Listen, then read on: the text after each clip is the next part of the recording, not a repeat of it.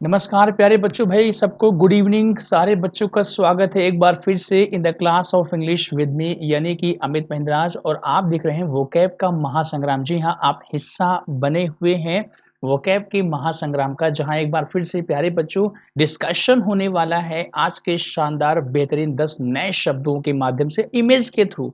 जी हाँ, जैसा कि आपको शायद ये पता होगा, एक जिम्मा उठाया गया है, एक बीड़ा उठाया गया है महिंद्राज के द्वारा कि हमारे प्यारे बच्चों की हेल्प इंग्लिश लैंग्वेज में कैसे की जाए, वोकैब्स को आसानी से याद बच्चों को कैसे कराया जाए। तो इस चीज़ को सफल बनाने के लिए यानी कि बच्चों को वोकैब्स याद करवाने के लिए पेश किया गया है प्यारे बच्चों, specially only for you, how to learn vocabs easily. Right प्यारे बच्चों, तो एक बार फिर से उसी सेशन में आज हम बढ़ने वाले हैं और देखते हैं आज के 10 आपके 10 न्यू वर्ड्स कौन से हैं। तो प्यारे भैया लोगों, सबसे पहले आपसे रिक्वेस्ट है, जितने बच्चे यहाँ पर फिलहाल ऑनलाइन लाइव आ चुके हैं उनसे रिक्वेस्ट है, जितने उनके प्यारे फ्रेंड्स या कुलीग्स वगैरह हैं उनको आप लिंक शेयर करिए ताकि वो भी सेशन को ज्वाइन कर सकें। और हम लोग जल्दी से बढ़ रहे हैं भाई आज के 10 नए शब्दों की ओर। प्यारे बच्चों, सिर्फ आपको, जैसा कि मैंने शायद पहले बताया होगा, आपको एक्स्ट्रा स्पेशल कुछ नहीं करना है, केवल आपको ध्यान से सुनते रहना है। जी हाँ बच्चों, आपको सुनते रहना है कि नए-नए शब्द जो भी यहाँ पे आ रहे हैं, वो मैं कैसे उनको बता रहा हूँ, उनको क्या प्रोनाउंस करते हैं, उनकी क्या मीनिंग्स होती हैं। सिर्फ़ आपको इतना करना है, केवल आपको ध्यान से आपको सुनना है। और सेशन के ख़त्म होने के बाद अगर पॉसिबल हो तो प्यारे बच्चों, जैसा कि आप शायद कर भी रहे होंगे, आपको अपने डायरी में इन शब्दों को मेंशन भी करना, नोट डाउन भी, जॉट डाउन भी करना है, ताकि समय आने पर 1 हफ्ते के बाद या फिर जब भी आपको लगे, आप उनको रिवाइज़ भी कर सकें। और रिवाइज़ तभी कर पाएँगे ना जब आप उसको कहीं पर लिखे होंगे। तो प्यारे भैया, फिर शुरुआत आज की करते हैं क्योंकि समय हो चुका है, फिर देर किस बात की। ठीक है, ये कुछ आपके ओल्ड जो शब्द इसके पहले आपके शायद हमने पढ़ा दिया है, शायद आपने इसको नोट भी किया होगा, तो आप इनको रिवाइज़ कर लीजिएगा प्यारे भैया लोगों, ठीक है?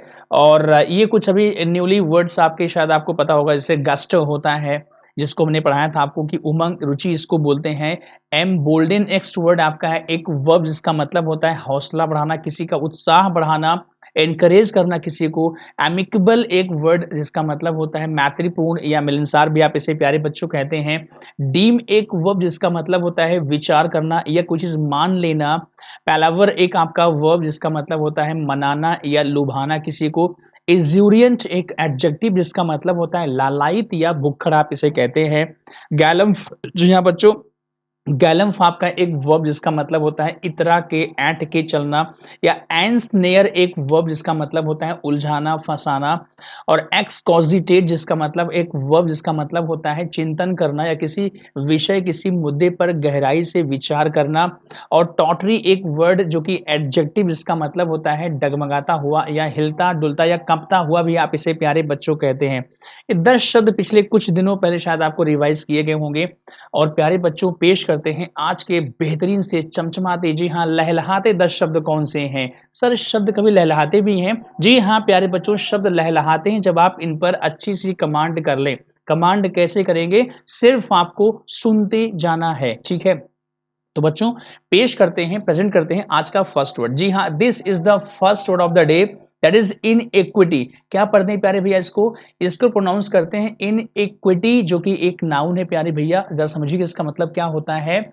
इमोरल और ग्रॉसली अनफेयर बिहेवियर, जिसको आप हिंदी में कहते हैं अनैतिक। जी का आप कहते हैं अनैतिकता कहते हैं, क्योंकि नाउन है तो आप इसे कहते हैं अनैतिकता, यानी कि इमोरल और ग्रॉसली। देखो, ग्रॉसली का मतलब होता है कंप्लीटली। जी हाँ, कंप्लीटली को बोलते हैं ग्रॉसली। तो इमोरल और ग्रॉसली अनफेयर बिहेवियर, यानी कि जिसको आप शुद्ध हिंदी में कहते हैं अनैतिकता, अधर्म, अन्याय, दुष्टता, आप इसे कह सकते हैं। देखिए, इसके सिनोनिम क्या हो जाएंगे? विकेडनेस। प्यारे बच्चों, इसको प्रोनाउंस करते हैं विकेड, ना कि विक्ड। विकेडनेस या सिनफुलनेस या इमोरलिटी या फिर इम्प्रोप्राइटी या वाइस या इविल या सिन, यानी कि आप इसको शुद्ध हिंदी में कहते हैं अधर्म कहते हैं, अन्याय कहते हैं, दुष्टता या अनैतिकता भी आप इसे प्यारे बच्चों कहते हैं। देखो, इमेज में एक बंदा जो है वो ईश्वर से, भगवान से प्रे कर रहा है कि हे ईश्वर, जो मैंने शायद पाप पुण्य जो भी पाप वाप किया होगा, भाई जाहिर सी बात है पाप तो हो ही जाता है। जाने अनजाने में से बहुत से जीव हमारे पैरों तले आ जाते हैं, मर जाते हैं। ऐसा कोई भी, हम झूठ बोलते हैं, मान लो कभी झूठ बोल दिया, कभी ऐसा कुछ, तो ये भी जो आपके पाप हैं, तो ये बंदा कह रहा है कि जो हमारे पाप हैं, जो हमारे सिन हैं, जो अनैतिकता हमने शायद कभी की होगी, उसके लिए प्लीज़ फॉरगिव मी। मतलब सिंपल सी बात है, ये आपको सिर्फ़ समझाने के लिए इसकी मीनिंग क्या होती है, तो इनइक्विटी इज़ अ नाउन, इसका मतलब होता है अधर्म, अन्याय, दुष्टता, अनैतिकता, या आप इसे कहते हैं इमोरल और grossly unfair behaviour, wickedness, sinfulness, immorality, impropriety, vice, evil या सिन। ये रहा प्यारे भैया लोगों सेशन का आपका पहला शब्द हुआ इनइक्विटी, जी हाँ, जो कि एक नाउन है। बढ़ते हैं भाई सेकंड वर्ड की तरफ। ये रहा आपका सेकंड वर्ड विशिएट। जी हाँ, विशिएट एक वर्ब है। ये चीज बहुत इंपॉर्टेंट है to know that any given word like its parts of speech क्या है, it is very must for everyone to know. यानी कि किसी भी वर्ड की पार्ट्स ऑफ स्पीच वर्ब है, एडवर्ब है, एडजेक्टिव है, नाउन है, क्योंकि जब आप इसको जान जाते हैं तो शायद आसान होता है उन शब्दों की मीनिंग जज कर पाना और उनके आंसर को बता पाना। तो विशिएट आपका भाई सेकंड वर्ड है, जिसका मतलब एक वर्ब प्यारे भैया है। देखो इसकी इसकी मीनिंग क्या होती है। स्पॉइल मीन्स बिगाड़ना और इम्पेयर मीन्स बर्बाद, नष्ट करना। किस चीज को? द क्वालिटी और इफिशियंसी ऑफ, या आप इसे कहते हैं मेक इम्परफेक्ट। किसी अच्छी चीज को इम्परफेक्ट करना, उसको बिगाड़ देना भी आप इसे कहते हैं। देखिए फिर से मैं बोल दूं इसकी मीनिंग क्या होती है। स्पॉइल और इम्पेयर द क्वालिटी और एफिशिएंसी ऑफ, या इसे आप कहते हैं मेक इम्परफेक्ट, या आप इसके सिनोनिम कह सकते हैं डिफ्लावर, इम्पेयर, मार। जी हाँ, मार भी इंग्लिश का एक वर्ड जिसका मतलब होता है नष्ट करना, बर्बाद करना। मार या स्पॉइल मतलब बिगाड़ना होता है, तो बिगाड़ना हो गया दूषित करना, नष्ट करना, भ्रष्ट करना। ये सारे शब्दों का मीन होता है विशिएट। जैसे भाई माहौल को बिगाड़ना भी विशिएट होता है कि माहौल इतना अच्छा बना हुआ है, आपने आके उसमें क्या कर दिया भाई, विशिएट कर दिया, आपने कुछ उल्टा सीधा काम कर दिया, विशिएट हो गया माहौल। तो इस तरीके से स्पॉइल और इम्पेयर द क्वालिटी और इफिशियंसी ऑफ, या आप इसे कहते हैं मेक इम्परफेक्ट। ठीक है, तो डिफ्लावर, इम्पेयर, मार या स्पॉइल इसके सिनोनिम्स, इसके स्टाइनो हो गए। शुद्ध हिंदी में आप इसे कह सकते हैं बिगाड़ना, दूषित करना, नष्ट करना या भ्रष्ट करना। देखो तो शायद सुना होगा आपने, भाई कहते हैं कि स्पॉइल्ड चाइल्ड, बिगड़ैल बच्चा बोलते हैं ना। देखो इसमें इमेज में क्या है कि एक बच्चा है जो चिल्ला रहा है, जो अपने नेचर से मजबूर होकर के कुछ ऐसा कुछ इनको बोल रहा होगा। तो बस इसी पे सेंस आ रहा है कि भाई विशिएट यानी कि बिगाड़ना, चाहे वो माहौल हो या किसी चीज की क्वालिटी या एफिशिएंसी को बिगाड़ने को आप बोलते हैं विशिएट, जो कि एक वर्ब है। चलो भैया, तो ये रहा आपका सेकंड वर्ड। प्रेजेंट करते हैं the third word of the day in this session. हाँ, जी हाँ, PICAYUNE। क्या पढ़ते हैं भैया इसको? इसको पढ़ते हैं पिक्यून। जी हाँ, इसे पढ़ते हैं पिक्यून। ध्यान रखिए, यहाँ पढ़ते हैं पिक्यून, इसको प्रोनाउंस करते हैं। और ये एडजेक्टिव है। जी हाँ प्यारे बच्चों, this is the word picayune, it is an adjective. आप समझिए इसकी मीनिंग क्या होती है भाई। ऑफ लिटिल वैल्यू, जिसकी वैल्यू बिल्कुल ना के बराबर हो, और सिग्निफिकेंस, जिसकी इंपॉर्टेंस बिल्कुल ना के बराबर हो। यानी कि ऑफ लिटिल वैल्यू और सिग्निफिकेंस, वो चाहे कोई थिंग, कोई चीज हो, चाहे कोई इंसान, जिसकी वैल्यू बिल्कुल ना के, जो मतलब हिंदी में निकम्मा भी कहते हैं। ऑफ लिटिल वैल्यू और सिग्निफिकेंस, जिसे आप कहते हैं पेटी, बिल्कुल तुच्छ, बिल्कुल छोटा सा। Small end of little importance मतलब वही है। इसको आप निगलिंग भी कहते हैं, पेटी भी कहते हैं, बिडलिंग या पिफलिंग या ट्रिवियल भी आप इसे कहते हैं। इसका मतलब होता है वो चाहे कोई चीज हो, चाहे किसी इंसान के लिए इसकी यूज की जाए, इसका यूज किया जाए, जिसकी कोई इमेज ना हो, कोई इंपॉर्टेंस ना हो, कोई सिग्निफिकेंस जिसका ना हो। एंड ऑफ लिटिल वैल्यू यानी कि आप इसे कहते हैं तुच्छ, छोटा या निकम्मा। ठीक है भैया, तो पिक्यून आपका थर्ड वर्ड हुआ, जिसका मतलब होता है एडजेक्टिव है, ऑफ लिटिल वैल्यू और सिग्निफिकेंस, पेटी, small end of little importance. इसके सिनोनिम्स होते हैं निगलिंग, पेटी, पिडलिंग, पिफलिंग, ट्रिवियल। और अगर मैं ऐसे इंसानों की बात करूं जो निकम्मे होते हैं, जिनको कोई काम नहीं होता है, जिनकी कोई वैल्यू नहीं होती है, सोसाइटी में कहीं भी इनको कोई मान सम्मान नहीं मिलता है। ठीक है, क्यों नहीं मिलता है? बिकॉज़ उनके कोई काम तो होता नहीं है और ना ही किसी लायक होते हैं। या फिर अगर किसी चीज़ की बात करिए, जैसे कोई चीज़ है, उसका कोई यूज़ ना हो, तो उसे भी आप कहें बिल्कुल तुच्छ चीज़ है, बिल्कुल छोटी-सी चीज़ है, इससे कोई वैल्यू नहीं है। तो इस सेंस में आप कह सकते हैं। देखो भाई इमेज में क्या कह रहा है, इमेज में एक बंदा बिल्कुल टहल रहा है, हिसाब से टहल रहा है, इसको देख के लग रहा है कि इसको कोई वैल्यू शायद नहीं होगी, इससे कोई पूछता भी नहीं होगा, बिकॉज़ पूछा वही जाएगा सोसाइटी में जिससे कोई वैल्यू होगी, जिससे लोगों को भी फ़ायदा होगा। ठीक है? तो in short I can tell you one thing, picayune मतलब एडजेक्टिव है, तुच्छ, छोटा या निकम्मा। ठीक है? तो ये भैया आपका हो गया वर्ड नंबर 3। बढ़ते हैं एक बार फिर से सेशन में 4th वर्ड की ओर। स्टडी, जी हाँ, स्टडी आपका 4th वर्ड प्यारे बच्चों है, स्टडी। और ये एक एडजेक्टिव है। जी हाँ, न्यारे रॉकस्टार बच्चों, स्टडी इज़ एन एडजेक्टिव। और ये पता है किसके लिए आता है? This word specially is used of a person और हिज और हर और देयर बॉडी। ठीक है? ये किसी इंसानों के बॉडी के लिए यूज होता है प्यारे बच्चों। कैसे? स्ट्रांगली एंड सॉलिडली बिल्ट, यानी कि आप इसको कहते हैं जैसे कोई पर्सन की बात हो जाए, अगर किसी पर्सन की जो बॉडी बिल्कुल स्ट्रांग हो, बिल्कुल सॉलिड हो, तो उसे आप कहते हैं स्टर्डी। जैसे आप शुद्ध हिंदी में कहते हैं तगड़ा, शुद्ध हिंदी में कहते हैं तगड़ा, तगड़ा या पुष्ट हो गया, हट्टा कट्टा या बलवान, यानी कि शुद्ध हिंदी में इसको कहते हैं बलवान, हट्टा कट्टा, तगड़ा या पुष्ट भी आप इसे कहते हैं। और देखो इसके सिनोनिम क्या हो जाएंगे? मस्क्यूलर, एथलेटिक, स्ट्रॉन्ग, हेफ्टी या ब्राउनी। आप देखिए इमेज में एक बंदा आपको दिखाई पड़ रहा होगा, हालांकि एक ट्रेंड चला है आजकल, स्पेशली मेल में, जो है लोग बिल्कुल they are dying for having such body, like what they think that if we have such body then we can impress the world, whatever is there. But overall एक trend चला है ऐसी body रखने का, लोग gym में घंटों पसीने बहाते हैं, पैसा खर्च करते हैं, टाइम देते हैं, तो बस क्यों, क्या बनने के लिए? स्टर्डी बनने के लिए, बिल्कुल स्लिम फिट एंड ताकतवर बलवान बनने के लिए। तो इमेज अगर आप देखेंगे तो आप बिल्कुल समझ जाएंगे किस टाइप के वर्ड की बात हो रही है। स्टडी ऑफ अ पर्सन और their body strongly and solidly build, इसके साइनो हो जाएंगे muscular, athletic, strong, hefty and brawny. So Hindi में कहते हैं तगड़ा, पुष्ट, हट्टा कट्टा या बलवान। तो प्यारे भैया ये रहा आपका 4th word. Next go ahead for the new word that is welter. जी हाँ, वेल्टर आपका 5वां शब्द है, वेल्टर, जो कि एक नाउन है। वेल्टर प्यारे भैया लोगों जरा समझिएगा कि भाई वेल्टर का मतलब बेसिकली क्या होता है।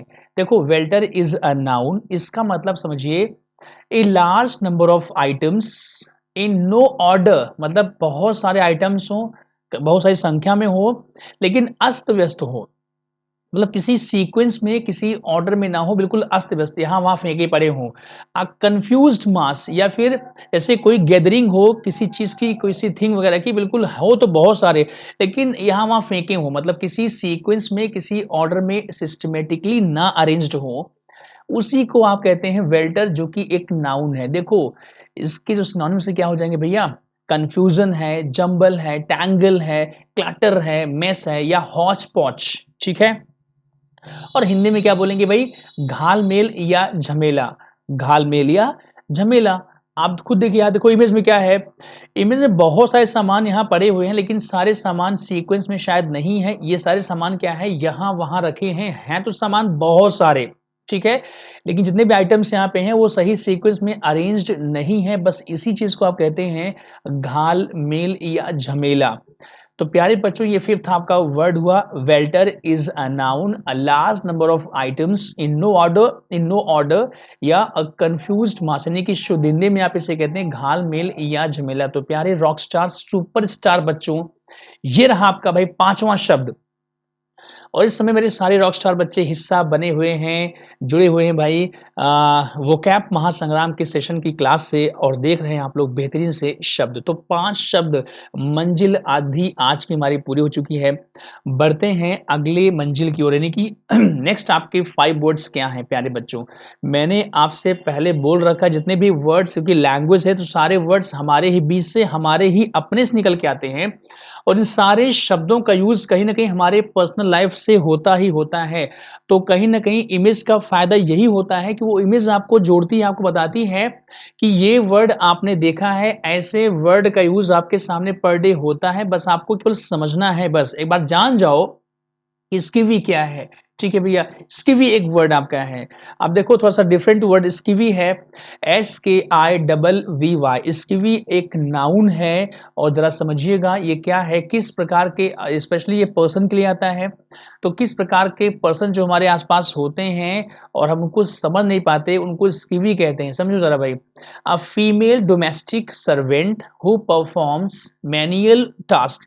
इसमें एक शब्द आपको ना, मैनुअल, जिसका मतलब होता है छोटा मोटा, बहुत तुच्छ काम, बहुत छोटा मोटा काम। एक फीमेल जो डोमेस्टिक सर्वेंट होती है, जो घर में काम करने वाली जो नौकरानी होती है, हु परफॉर्म, जो काम करती है, मिनियल टास्क, जो छोटे मोटे काम करती है, बर्तन साफ करना, झाड़ू पोछा करना। ठीक है। देखो इसको हिंदी में बोलते हैं नौकरानी। इस पे एग्जाम्पल दिया है मैं समझाने के लिए आपको। I found a job as a maid of all work a skivvy. देखिए भाई बहुत इजीली मुझे समझाना पड़ेगा आपको। नौकरानी बहुत सिंपल सा वर्ड है। ठीक है। इसको काम चलाऊ शब्द की भाषा में कहते हैं मेड सर्वेंट, बट इसको सही शब्द बोलते हैं स्कीवी। ठीक है। और आपको पता होगा शायद आप लोगों को कि आपके एग्जामिनेशन में कॉमन से वर्ड नहीं आएंगे, बिल्कुल डिफरेंट टाइप के वर्ड्स आपको मिलते हैं स्कीवी। और याद रखिए कि यही स्कीवी स्कीवी वर्ड आपका मेल के लिए भी आ सकता है। कैसे? A person doing work that is poorly paid and considered menial. मतलब एक ऐसा इंसान जो डूइंग वर्क काम करता है दैट इज पुअरली, जिसमें तनख्वाह या सैलरी बहुत कम मिलती है, एंड कंसीडर्ड मीनियल। ठीक है भैया। तो मतलब क्या है, इसको भी आप हिंदी में कहते हैं नौकर। इस पे हमने एग्जाम्पल दिया है, I am really the office skivvy. ठीक है। तो प्यारे बच्चों, स्कीवी इज अ नाउन, और इसका use can be use for both, for female and for male as well. ठीक है। आप इमेज देखिए प्यारे बच्चों, ये मेल स्कीवी है, ये फीमेल स्कीवी है। दोनों आपके नौकर नौकरानी हैं जो छोटे मोटे काम करते हैं घरों में या फिर ऑफिस वगैरह में भैया। इन्हीं को आप बोलते हैं स्कीवी। ये रहा रॉकस्टार प्यारे बच्चों आपका छठा शब्द। ठीक है। चलिए भैया बढ़ते हैं फटाक से अगले शब्द की ओर। जी हाँ, नेक्स्ट आपका वर्ड है वैगरी। क्या है प्यारे भैया लोगों? वैगरी, VAGARY, वैगरी आपका नेक्स्ट वर्ड है। तो प्यारे बच्चों ये आपका एक नाउन है। जी हाँ, दिस इज अ नाउन, वैगरी। ये भी एक नाउन है। समझिए इसका मतलब क्या होता है। N unexpected and inexplicable change in a situation और इन समवन्स बिहेवियर। मतलब किसी के व्यवहार में या किसी स्थिति में, किसी परिस्थिति में जब चेंज आ जाए अचानक से, जिसकी कोई कभी आशा ना किया हो, which is unexpected, which is inexplicable, जिसको आप बयान ना कर सकें शब्दों में। ठीक है। तो ऐसे उतार चढ़ाव, ऐसे परिवर्तन को हम लोग कहते हैं भैया वेगरी। ठीक है। जिसको आप हिंदी में देखो, इसको हिंदी में आप कहते हैं सनक या उतार चढ़ाव या अप्रत्याशितता। यानी कि जिसके बारे में तो कोई मतलब एक जानकारी ना हो कि ऐसा हो भी सकता है, और ये नाउन है। ठीक है। वो चाहे हमारे बिहेवियर में हो, अचानक से आप बात करने के बाद और आप गुस्सा हो गए, आप प्यार से भी बातें कर रहे थे, आपस में बात चल रही थी, सब हंस बोल रहे थे, उसमें से कोई अचानक से गुस्सा हो गया किसी बात को लेकर के, बस वही है सनक। सनक आप इसे बोलते हैं, उतार चढ़ाव भी इसे कहा जाता है। तो देखो प्यारे बच्चों, इस पे एग्जांपल दिया हुआ है, the vagaries of the weather. Weather बिल्कुल भाई धूप निकली हुई है, अचानक से क्या हुआ, आधे घंटे के अंदर भाई बरसात शुरू हो गई। बरसात शुरू की मतलब क्या हुआ, यही होता है वेगरीज, कि मौसम बिल्कुल ठंडा लग रहा है, अचानक से धूप निकली, गर्म हो गया मौसम। तो वेगरीज मतलब होता है परिवर्तन सनक, जो अचानक से, जिसके बारे में कोई इमेजिनेशन ना हो कि हाँ ऐसा हो भी सकता है, बस उसी को आप कहते हैं सनक या उतार चढ़ाव। इसको आप इंग्लिश में कहते हैं और शब्दों में क्वर्क हो गया, आइडियोसिंक्रेसी हो गया, पेक्युलियरिटी हो गया, ऑडिटी हो गया, या एक्सेंट्रिसिटी हो गया। शुद्ध हिंदी में एक शब्द बढ़िया इसका है सनक। ठीक है। ये भैया आपका है। ये रहा आपका seventh word that is vagary. और देखो एक पर्सन यहाँ पे है, आप देख रहे हो इसको, इसकी आंखें देखिए, इसके बाल देखिए, ये बता रहे हैं कि शायद ये अभी अचानक से बिल्कुल ये फॉर्म में आ गया है, बिल्कुल गुस्सा हो गया है, शायद ऐसा लग रहा है। बस यही है कि अचानक से ये पर्सन के बिहेवियर के लिए भी हो सकता है। ठीक है। तो मतलब बच्चों ये है कि जो नॉर्मल से फटाफट हो जाए एब नॉर्मल, जो फटाफट गुस्सा हो जाए, ठीक है, बस उसी को आप सनक कहते हैं, उसी को बच्चों हम वेगरी कहा जाता है। ये रहा प्यारे बच्चों आपका सेवंथ वर्ड। एक बार फिर से प्रेजेंट करते हैं, word number 8 that is plum. बहुत बढ़िया शब्द है, PLUMB, प्लम। और यहाँ पर प्लम की बात होगी एज एन एडवर्ब। तो प्यारे बच्चों ये आपका रहा भाई वर्ड प्लम है जो कि एडवर्ब है। जरा देखिए इसका मतलब क्या होता है, एक्सट्रीमली और कंप्लीटली। यानी कि प्लम का मतलब आप देखो समझो जरा क्या किस सेंस में आ रहा है ये भी समझिएगा। प्लम का मतलब यहाँ पर आ रहा है एज एन एडवर्ब, जिसको हिंदी में कहते हैं क्रिया विशेषण। और इसका मतलब होता है भाई एक्सट्रीमली और कंप्लीटली। आप इसे कहते हैं पूर्णतया, या इसे आप कहते हैं क्या, इसे आप प्यारे बच्चों कहते हैं एकदम, या इसे आप कहते हैं नितांत। ठीक है, नितांत। ठीक है, या इसे आप कहते हैं एक्सट्रीमली। ठीक है, इसे आप कहते हैं अटरली, एब्सोल्युटली एकदम भी कहा था हिंदी में, कंप्लीटली, डाउन राइट या टोटली भी आप इसे कहते हैं। यानी कि इसके सिनोनिम क्या क्या हो जाएंगे, utterly, absolutely, completely, down right या टोटली, जिसे हिंदी में कहते हैं नितांत, पूर्णतया या एकदम। और देखो इस पे एग्जांपल दिया है आपको समझाने के लिए they must both be plumb crazy. दोनों क्या हैं, they must both be completely crazy कह सकते हो, अटरली क्रेजी कह सकते हो। बस वही आपका प्लम वाला, प्लम आपका वही काम कर रहा है। तो प्लम का मतलब होता है भैया एडवर्ब के रूप में क्या होता है, एकदम, पूर्णतया या नितांत, एक्सट्रीमली और कंप्लीटली। बहुत बढ़िया शब्द शायद आपको मिला होगा ये। और अब ऐसे नहीं, आपको सपोज अगर यही वर्ड आपको मिलेगा सेंटेंस के थ्रू, ठीक है, आपको एरर स्पॉट करनी या फिर क्लोजेस्ट वगैरह जो भी क्वेश्चन मिलता है, तो उसमें आप इसको जज कर पाओगे हाँ प्लम का मतलब ये भी हो सकता है, नहीं कि पूर्णतया या कंप्लीटली आप इसे कहते हैं। ये रहा आपका प्यारे बच्चों, ये रहा प्यारे बच्चों आपका वर्ड नंबर 8। ठीक है, देखिए भाई बढ़ते हैं हमारे वर्ड नंबर 9। देखो हमारा 9th वर्ड क्या है प्यारे बच्चों, 9th वर्ड आपका रमेज है। ठीक है, RUMMAGE, जो कि यहाँ पे एक वर्ब प्यारे बच्चों में, समझिए जरा इसका मतलब होता क्या है। देखिए एक वर्ब है जिसका मतलब होता है सर्च अनसिमेट्रिकली, जिसका मतलब पता क्या होता है, search unsystematically and अनटाइडिडली through something. मतलब ये है कि किसी चीज को बिना मतलब किसी सीक्वेंस के, बिना किसी ऑर्डर के सर्च आउट करना या फाइंड आउट करने का प्रयास करना। मतलब क्या लिखा है, search unsystematically and untidily through something. Suppose जैसे क्या है, कभी कभी ऐसा होता है कि जैसे हमारी बाइक की हम कहीं पे गए, अपनी बाइक से अपनी कार से कहीं पे गए, कहीं कुछ खाए पिए, अब हमको निकलना हुआ वहां से, तो देखते भाई हमारी हमारी बाइक वाली की, हमारी कार की क्या हो गई। अब ढूंढ रहे हैं उसको, कभी जेब में, कभी कहाँ, कहीं पर्स में, कहीं बैग में। तो बस इसी तरीके के सर्च करने को आप कहते हैं रमेज। ठीक है, search unsystematically and untidily through something. अब देखो इस पे एग्जांपल दिया है आपको इजीली इस वर्ड को समझाने के लिए, ताकि आप इस वर्ड को समझ जाएं। क्या है भैया, he rummaged in his pocket for a handkerchief. मतलब उसने रमेज किया अपनी पॉकेट में, किसके लिए, एक रुमाल के लिए। देखो इसके साइनों क्या हो जाएंगे, सर्च थ्रू या हंट थ्रू, स्क्रैबल अबाउट इन या स्क्रैबल अराउंड इन भी आप इसे कहते हैं। देखो इसकी हिंदी क्या होगी, चप्पा चप्पा छान मारना, खूब तलाशी करना, या फिर उथल पुथल करते हुए खोजना।